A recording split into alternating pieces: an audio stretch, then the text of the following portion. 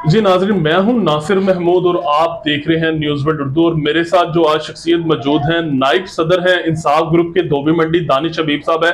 आइए उनसे बात करते हैं। इंडिया जो बड़ा आग बगोला हुआ है इस टाइम, उनकी जितनी भी ही कम्युनिटी है, TV channels, radio, social media, इतनी बकवास कर रहे हैं पाकिस्तान के हवाले से और हमारी फौज के हवाले से, अवाम के हवाले से।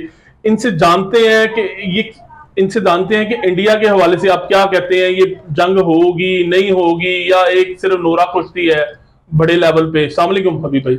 वालेकुम अस्सलाम। दानिश भाई बताइएगा कि इंडिया के हवाले से आप क्या कहते हैं, ये क्या बकवास कर रहे हैं। ये आए दिन कोई ना कोई हम लोग, हमारे पास वीडियोस आती हैं कि फलां कर देंगे, आपकी वर्दी फाड़ देंगे, हम आवाम को नंगा कर देंगे, हमारी फौज को तबाह कर देंगे। क्या ये हो क्या रहा है? बिस्मिल्लाहिर्रहमानिर्रहीम।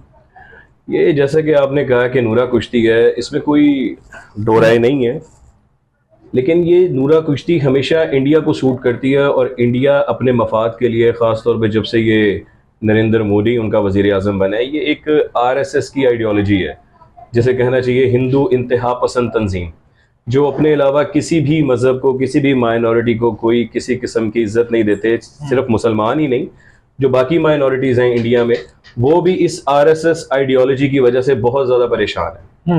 ये उनको सूट करती है, ये शिद्दत पसंदी थोड़े थोड़े अरसे बाद अपनी आवाम को दिखाने के लिए कि हम कुछ कर रहे हैं, हम बड़े सूरमा हैं, हम बड़े तीसमार खान हैं। तो बस ये लफ्जी गोलाबारी है। और ख़ास तौर पे इसमें जो सबसे बड़ा जो मोदी का हथियार है वो है उसका गोदी मीडिया, जो पूरे तरीके से मोदी की गोद में बैठा है, जिसको कहा जाता है गोदी मीडिया। वो नरेंद्र मोदी का लेपालक बच्चा है। तो वो अपने मीडिया के जरिए अपनी आवाम को बेवकूफ़ बनाते हैं, कर कुछ भी नहीं सकते। वो जानते हैं कि जिस वक्त भी 1 इंच भी हमारी सरहद में कदम रखेंगे तो उनका क्या हाल होगा, बड़ी अच्छी तरह से जानते हैं। अभिनंदन का तो आपने देख ही लिया, हम चाय भी पिलाते हैं बड़े बिल्कुल सबके एहतराम सामने के है साथ। जो उस बेचारे के साथ हाल हुआ था। बेचारा ही कहूंगा उसको कि अकेले को छोड़ के भाग गए।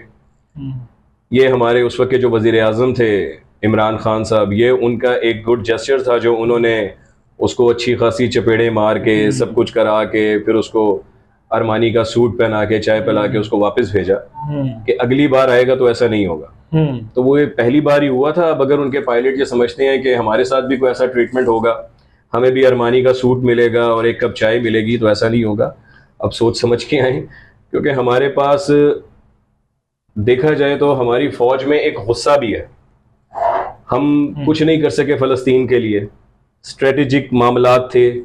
अच्छा, कहीं तो वो कहीं ऐसा वो लगता है ऐसा ही है कि वो जो गुस्सा फ़लस्तीन वाला है वो भी शायद इन बेचारों पर ना निकल जाए। कहीं तो ये पॉलिसी तो नहीं है ये इसराइल और इंडिया की, जैसे गाजा में इन लोगों ने एक आपके सामने ही है कैसे मासूम जाने जो हैं, उन्होंने कोई हॉस्पिटल नहीं छोड़ा, कोई जगह नहीं छोड़ी, इवन के वहां पे कोई रहने के काबिल नहीं है। इवन के जानवर क्या, परिंदे क्या, सब कुछ तबाह कर दिया उन्होंने। कहीं ये प्लान तो नहीं है कि कश्मीर का जो मामला है इसके ऊपर भी यही कोई ऐसी कोई स्ट्राइक करें? नहीं, ऐसा हो नहीं सकता। हाँ, ये ज़रूर कह सकते हैं कि आप ये उसका सीक्वेंस है, क्योंकि इसराइल के जो इंडिया से ताल्लुकात हैं, बड़े करीबी ताल्लुकात हैं। ये भी हो सकता है कि दुनिया की तवज्जो गज़ा से हटाने के लिए ये ड्रामा किया गया हो। लेकिन हम इससे कतई नज़र जो भी हो, हमारा मामला इस वक्त ये है कि इंडिया ने पाकिस्तान को थ्रेट्स दिए हैं।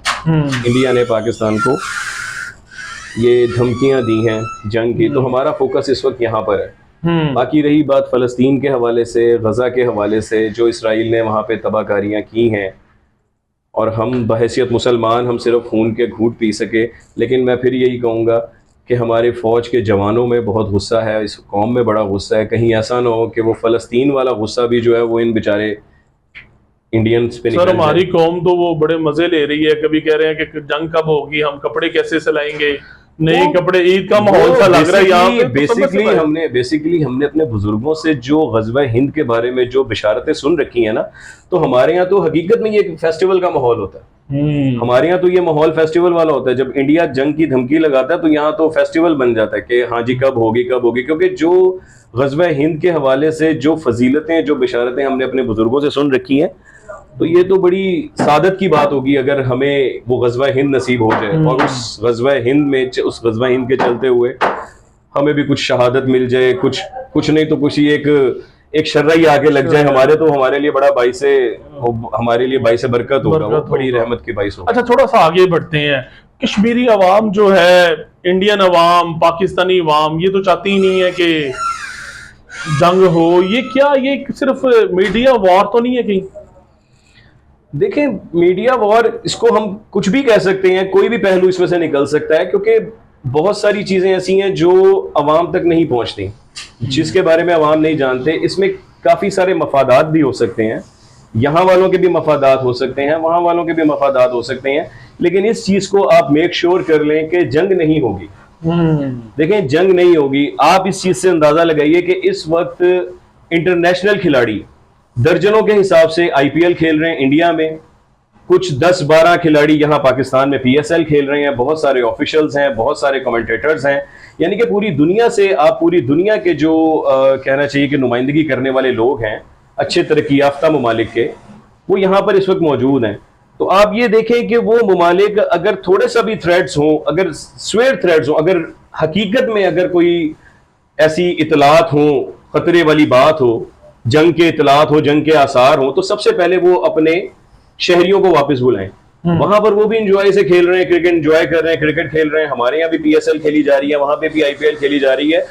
तो इसको देख के अगर इसको जरा वाइड एंगल में अगर इसको देखें, तो हमें नहीं लगता कि दुनिया इस जंग को सीरियसली ले रही है। दुनिया को तो ये ड्रामे का पता लग गया है। दुनिया इस जंग को सीरियसली नहीं ले रही। मे बी पॉसिबल, हमें किसी की नीयत पे हम ये शक नहीं करते, लेकिन मे बी पॉसिबल कि इसके जो असरात हैं वो सिर्फ इसी हद तक रहें कि थोड़ा सा यहाँ पर इमेज बिल्ड हो जाए, यहाँ वालों का थोड़ा सा वहां पर उनका इमेज बिल्ड हो जाए। बाकी लगता नहीं है कि ये जंग की तरफ जाएंगे, क्योंकि दोनों एटॉमिक पावर हैं, दोनों ताकतवर फौज रखते हैं, दोनों के दुनिया के साथ बड़े अच्छे डिप्लोमेट ताल्लुकात हैं।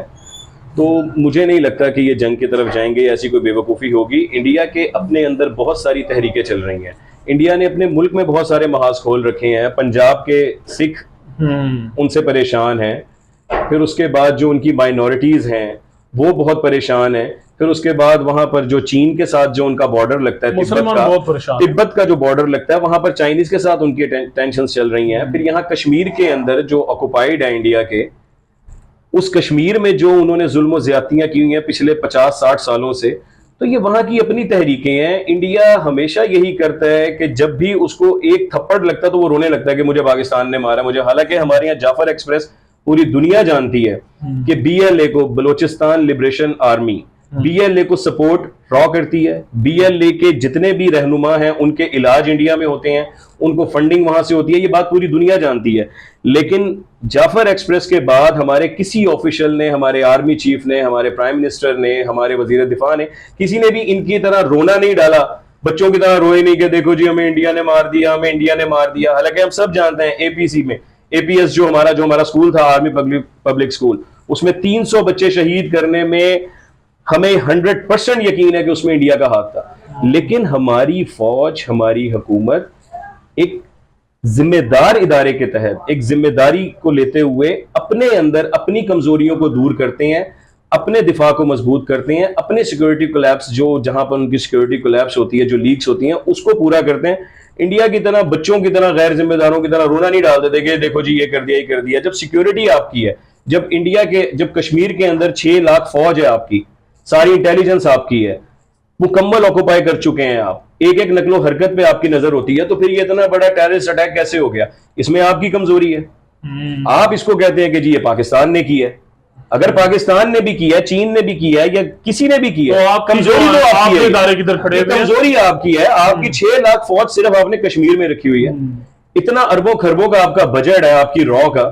फिल्में आप ऐसे बनाते हैं जैसे पूरी दुनिया को फतह कर लेंगे। अब हकीकत आपकी है कि आपका एक पायलट आता है, यहां से चपेड़े खा के जाता है। बहुत शुक्रिया।